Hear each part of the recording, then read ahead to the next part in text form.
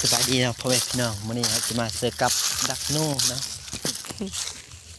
กินได้มันต้น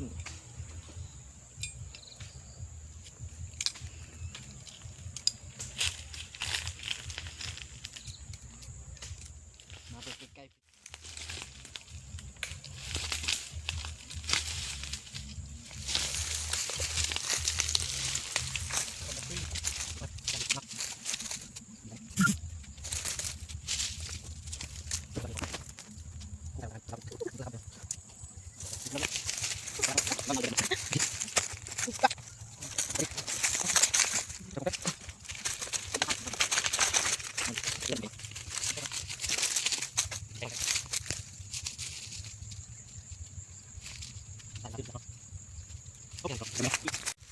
ก็กบเนาะเดี๋ยวมันจะมีหรือเปล่าโอ้ยนี่พี่น้องมีกบพี่น้องเอามาใกล้ๆตีนี่กบพี่น้องโยพี่เป็ดพี่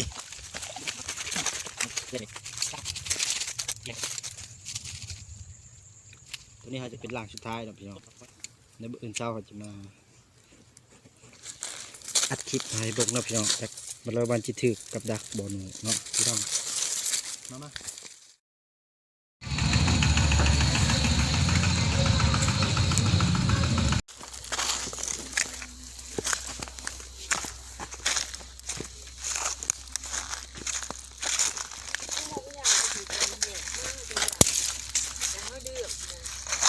เบิ่งเอาตัวนี้ก่อน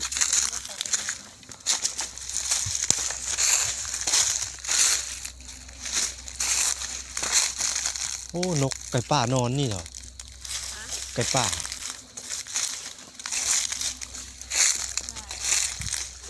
ตัวนี้ได้ตัวน้อยแท้ไก่ป่าเนี่ย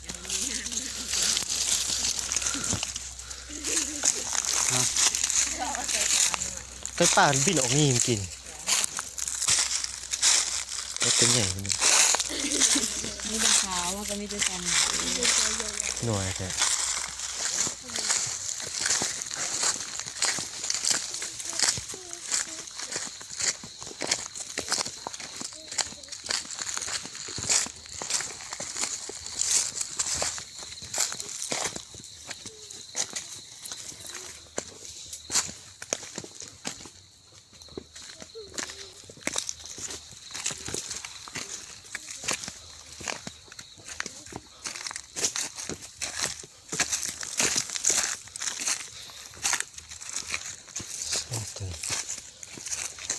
บ่ถึก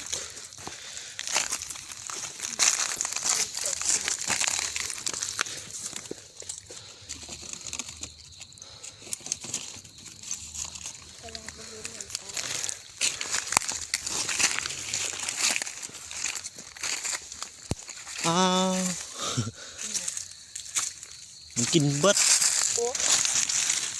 นะใส่พิษลวงเลยคุณน่ะมันจนขี้ใส่กับใส่บัถึกลวงมันกระจักคือกันมีแมนเขาอยากจะบ่เฮ็ดให้มันหลั่นเฮ็ดแล้วแหละ